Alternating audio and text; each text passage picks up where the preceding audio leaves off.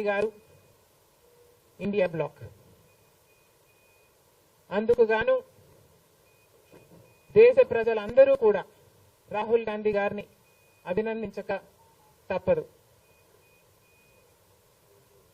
BJP party ఒక మతతత్వ party అని మతం పేరుతో చిచ్చు పెట్టడం, ఆ మంటలో చలి కాచుకోవడం బీజేపీ చేస్తున్న రాజకీయాలని మణిపూర్ ఘటన ద్వారా రుజువైంది. కాబట్టి బీజేపీ చేస్తున్న పొరపాట్లన్నీ ప్రజలు గమనించారు. కాబట్టి ప్రభుత్వానికి చెందిన ఆస్తులైతేనేమి వాళ్ళ బినామీలకు కట్టే ప్రయత్నం చేస్తున్నారు. కాబట్టి ఈరోజు బీజేపీ చేస్తున్న అరాచక పాలన వల్లనే ఈరోజు బీజేపీ పార్టీకి మెజారిటీ తగ్గడానికి కారణం. ఇంకొంచెం ఉంటే ఆల్మోస్ట్ బీజేపీ పార్టీ అసలు ప్రభుత్వమే ఏర్పాటు చేయలేని స్థితికి ఈరోజు బీజేపీ పార్టీ దిగజారిపోయింది. ఇలాంటి ప్రభుత్వం ఎన్ని రోజులు ఉంటుందో చెప్పలేని పరిస్థితి ఈరోజు ఉంది. కేంద్రంలో బీజేపీ పార్టీ అధికారంలో ఉంది అన్న మాటే తప్ప పవర్ మాత్రం ఈరోజు బీజేపీ చేతిలో లేకుండా పోయింది. ఎందుకంటే ఈరోజు బీజేపీ పార్టీ వాళ్ళ స్ట్రెంగ్త్ కోసం ఇతరుల మీద డిపెండ్ అయ్యే పరిస్థితి ఈరోజు బీజేపీ పార్టీకి కల్పించడంలో కాంగ్రెస్ పార్టీ రాహుల్ గాంధీ గారు ఇండియా బ్లాక్ సక్సెస్ అయ్యారు. దేశవ్యాప్తంగా ఇది పరిస్థితి అయితే ఇక రాష్ట్రంలో చంద్రబాబు గారు కూటమి పవన్ కళ్యాణ్ గారు బీజేపీతో కలిసి ఇక్కడ ప్రభుత్వం ఫామ్ చేయడం జరిగింది. ఈసారి జరిగిన ఎన్నికలు రాష్ట్రంలో చాలా విచిత్రంగా, అన్ప్రిడిక్టబుల్ గా, అన్ప్రెసిడెంటెడ్ గా ఈ ఎన్నికలు నిలిచాయి. కారణం ఏమిటి అంటే ప్రజలు చాలా డిసిసివ్ గా ఒక నిర్ణయం తీసుకున్నారు. మాకు మార్పు కావాలి అన్న నిర్ణయం ప్రజలు తీసుకున్నారు. కాబట్టే ఈ ఎన్నికలు ఒకే డిసిషన్ మీద ఆధారపడి జరిగిన ఎన్నికలు. For Jagan, against Jagan. ఒకటే డిసిషన్ గా ఈ ఎన్నికలు నిలిచాయి. For Jagan or against Jagan. Against Jagan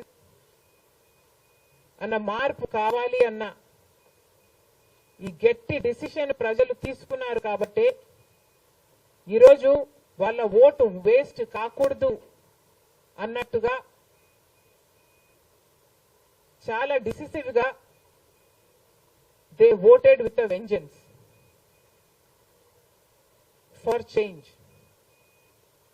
ఇది అవునన్నా కాదన్నా ఇది వాస్తవం.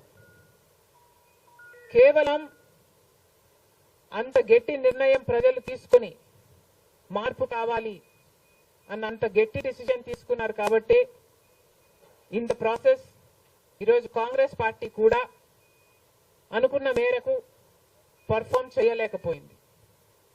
కాంగ్రెస్ పార్టీ కూడా కేవలం నెల రోజుల ముందు సర్వే చేస్తే Congress party vote share between 6 to 7% ఉంది. దాన్ని మేము కష్టపడి పనిచేస్తే నేనే స్వయంగా 64 కాన్స్టిట్యుయెన్సీల్లో క్యాంపెయిన్ చేయడం కూడా జరిగింది. వీటన్నిటితో కనీసం 8% దాటుతుంది అని కాంగ్రెస్ పార్టీ ధీమాగా ఉంటే అది కూడా జరగలేదు. కారణం ఏమిటి అంటే ప్రజలు చాలా డిసిసివ్ గా వాళ్ళ ఓటు వేస్ట్ కాకూడదు, ప్రభుత్వం ఎలాగైనా మారాలి, మేము మార్చాలి అన్న డిసిషన్ తీసుకున్నారు. కాబట్టి ప్రజలు కాంగ్రెస్ పార్టీకి కూడా ఓటు వేయడానికి ఆలోచన చేయడం జరిగింది. ఏది ఏమైనా కాంగ్రెస్ పార్టీ ప్రజల గుండెల్లో స్థానం సంపాదించుకోవడం మొదలుపెట్టింది. ఇది ఇలాగే అంచెలంచెలుగా పెరుగుతూ పోతుంది. రాహుల్ గాంధీ గారి నాయకత్వంలో మేమందరం కూడా కష్టపడి పనిచేయడానికి సిద్ధంగా ఉన్నాం. అటు కేంద్రంలోనైనా ఇటు రాష్ట్రంలోనైనా కాంగ్రెస్ పార్టీకి మంచి భవిష్యత్తు ఉంటుందని 2029 కల్లా మేము ఒక మంచి పొజిషన్లోకి రాగలమని నమ్మకం మా అందరికీ ఉంది. ఈరోజు చంద్రబాబు గారు ముఖ్యమంత్రి ప్రజల తీర్పును గౌరవిస్తూ ఆయనకు మరొకసారి శుభాకాంక్షలు తెలియజేస్తుంది కాంగ్రెస్ పార్టీ.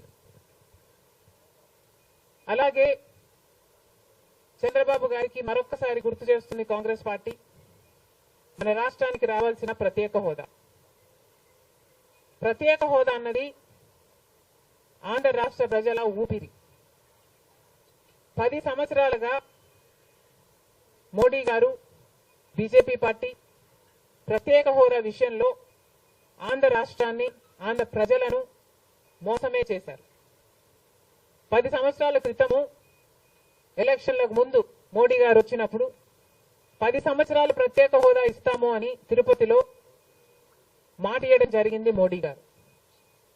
అప్పుడు చంద్రబాబు గారు చెప్పిన మాట 10 సంవత్సరాలు సరిపోదు, 15 సంవత్సరాలు కావాలి అన్నారు అదే సభలో. కానీ 10 సంవత్సరాలు గడిచిపోయినా కూడా ఈ రోజు వరకు కూడా బీజేపీ పార్టీ ఆ మాటను నిలబెట్టుకోలేదు. కానీ ఇప్పుడు చంద్రబాబు గారు మద్దతు ఇస్తున్నారు కాబట్టి బీజేపీ పార్టీ అధికారంలో నిలబడింది. ఈ విషయం మోడీ గారు గుర్తుపెట్టుకోవాలి. ఎందుకంటే ఈరోజు ఆంధ్ర రాష్ట్ర ప్రజల ఎన్నుకున్న ఎంపీలు కనుక బీజేపీ పార్టీకి చంద్రబాబు గారు మద్దతు ఇవ్వకపోయి ఉంటే అసలు బీజేపీ పార్టీ అధికారంలో ఉండే ప్రసక్తే లేదు.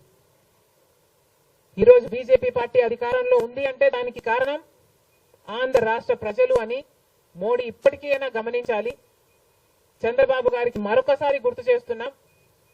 చంద్రబాబు గారు బీజేపీ పార్టీతో ఎలక్షన్లకు ముందు పొత్తు పెట్టుకుంటున్నప్పుడే కాంగ్రెస్ పార్టీ పదే పదే చెప్పడం జరిగింది. ఒక్క మాట అయినా తీసుకోకుండా, కండిషనల్ సపోర్ట్ అయినా మీరు ఎక్స్టెండ్ చేయకుండా, మీరు బేషరతుగా స్పెషల్ స్టేటస్ అన్న కండిషన్ పెట్టకుండానే మీరు బీజేపీ పార్టీకి ఎందుకు అలయన్స్ పెట్టుకున్నారు చంద్రబాబు గారు అని అప్పుడు ప్రశ్నించడం జరిగింది.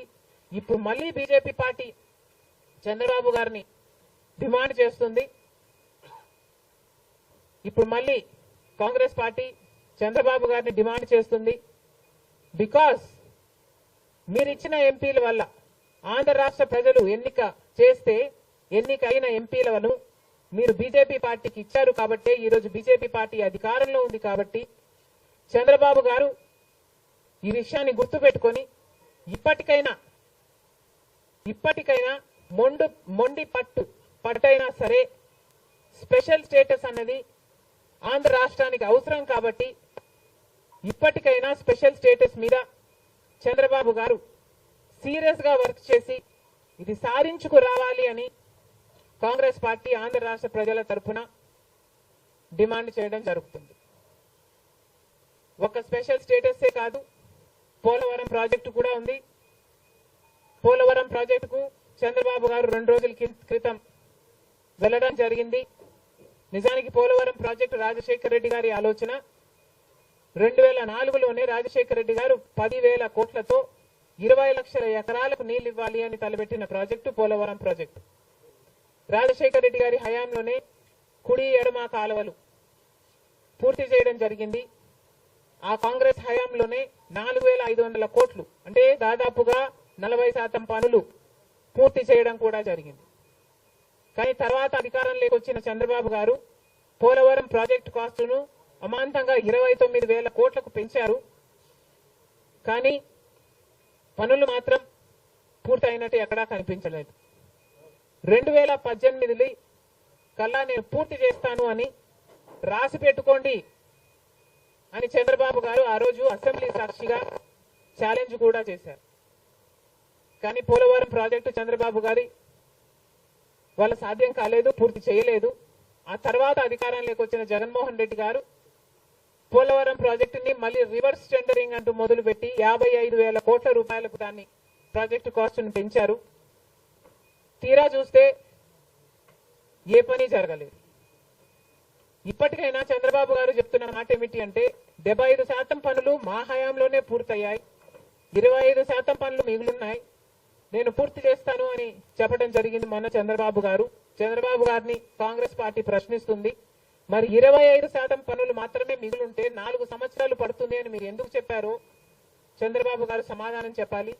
పోలవరం ప్రాజెక్టు మీద ప్రజలకు క్లారిటీ లేదు కాబట్టి పోలవరం ప్రాజెక్టు మీద ఒక వైట్ పేపర్ మీరు రిలీజ్ చేయండి. దాంట్లో అసలు పోలవరం పరిస్థితి ఏమిటి, దాని డిజైనింగ్ దగ్గర నుంచి మొదలు పెడితే అసలు దాని ప్రస్తుత పరిస్థితి ఏమిటి, మీరున్న 5 సంవత్సరాల అధికారంలో ఉన్నప్పుడు ఏం చేశారు, తర్వాత జగన్మోహన్ రెడ్డి గారు ఏం చేశారు, ఇప్పుడు ఏమి చేయాలి, ఎగ్జిక్యూషన్ కథ ఏమిటి, అన్నిటి మీద చేస్తుంది.